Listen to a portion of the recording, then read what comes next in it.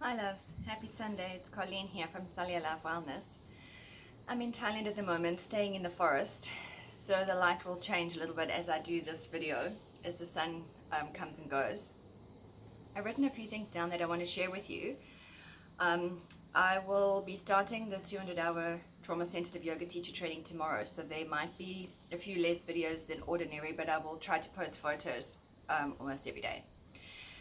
So a few things have come up over the last few weeks, and it's also come up in the past with a number of people that I've worked with, is what I refer to as comparisonitis, or this the so-called illness of comparing yourself to everybody else. And the word should, like one little word is particularly loaded. There's a lot that comes with the word should. So for me, how this came up yesterday is that I had a conversation with a person, and the person asked how many people are in the yoga teacher training that I'm doing. And I said, oh, it's a particularly small group. There's only 2 people.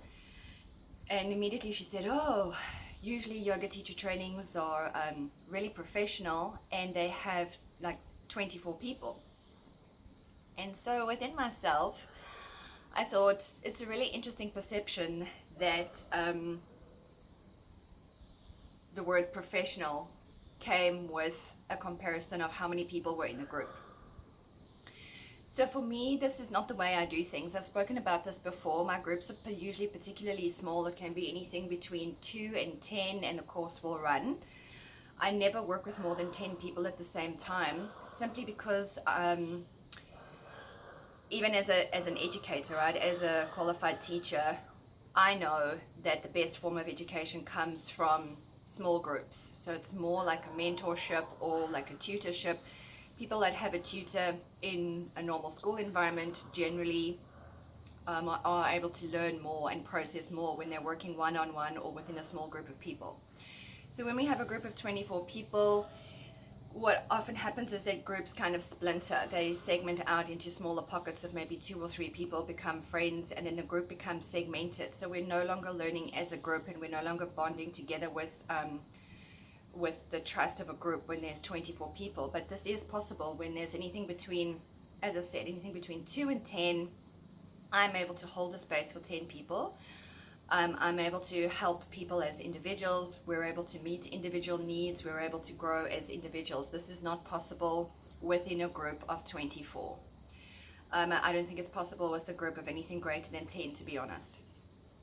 So it was really interesting because I immediately recognized this comparison that came up in front of me, and it related to a conversation that I've had with a number of people of how things should look, or what we should be doing, what we should be aspiring to.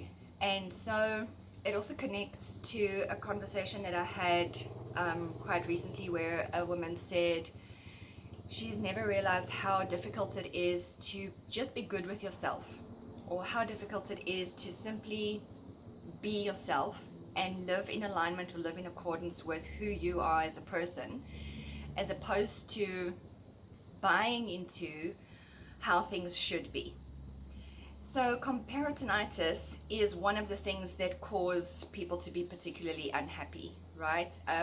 We are seeing very high levels of mental health challenges in North America, and in other Western countries. We're seeing very high levels of burnout.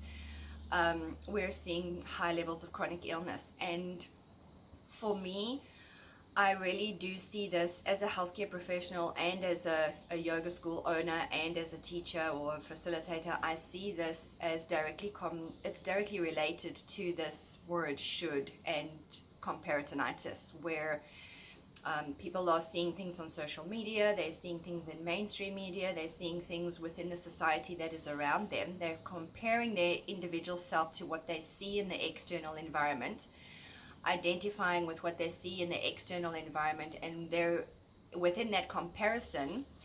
They know where they are.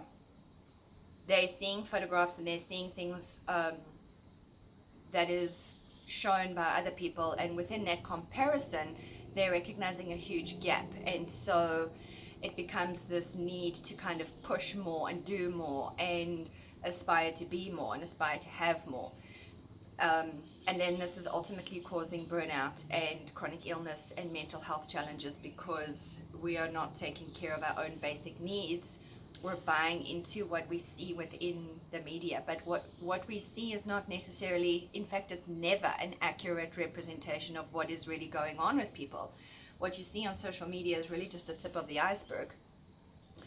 So for me, I wanted to share this because this whole comparisonitis thing and this very simple word should, that as I said before is very loaded, is an interesting thing for me because it's come up with a number of people, from businessmen. Like I've worked with businessmen who work for themselves. I've worked with a high court judge that was a woman with PhDs, people in social services, like a vast realm of people that I'm able to relate to. I think because I've worked within these environments, and I've worked within environments of illness, right? Like working in hospitals and things like this, you have the capacity to interact with a vast group of socioeconomic people, and so you're able to learn how to relate to many different people if you have the time to have a conversation with them and interact with them as humans. So in terms of the private retreats and the teacher training that I've done before, as I said, working with these people who are functioning in high-level environments, because of this word should, and because of this whole comparisonitis, or because of this whole like buying into a societal structure that we think we're supposed to be living in accordance with, people very often forget who they are, their own values, what they truly want for themselves,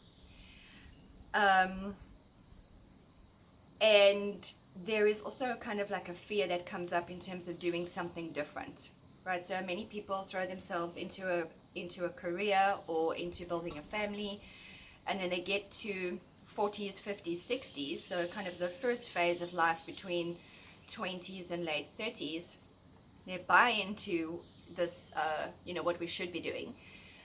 But then by 40, 50, 60, they suddenly realize they're either ill or they're really unhappy, or things just are not lining up as they want, and then they realize things need to change. But the further you go down that pathway of buying into everything according to what you think things should be, based on that consistent comparison, the further down that pathway you go, the more difficult it is to make changes. So for me, how this relates to yoga is that yoga, we see, most people see the yoga pictures on Instagram, the perfect photos on Instagram and how yoga should be.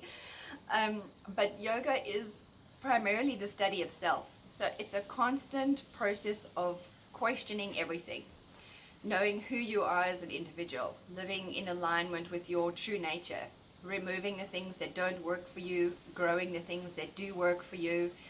And for me, I think yoga has been a very large part of my life for more than 20 years because my own nature is that I question everything. And for many years, I've intentionally put myself in difficult situations because I've wanted to grow. I've wanted to push my own edges and expand myself, and I want to reach my full potential. I don't necessarily want to subscribe to a social, like a cookie cutter version of what everybody else is doing. I respect the choices that people make for their own lives, and at the same time I realize that the very nature of humans is that we judge one another, so we may as well, I know that this is how people function, so the best thing is to be judged according to what you are truly doing. There's no point being judged for a pretense. You may as well just be yourself and get judged for being that, right, as far as I'm concerned. So I just wanted to share that with you, in terms of not forgetting your values. So knowing what your values are, living in accordance with your true nature, questioning that word should. So what are all of the things that you think that you should be doing, or whatever, what are the beliefs of should, and being very aware of who you compare yourself to, why you're comparing yourself in the first place, how you compare yourself, and whether or not that comparison is working for you. So I hope that's useful. I hope that's helpful. And if you have any questions, feel free to reach out and message me, send me an email, send me a private message. And as I said, the 200-hour trauma sensitive yoga teacher training is starting tomorrow, and the next one will be running in July. So have a lovely day. Take care. Bye bye.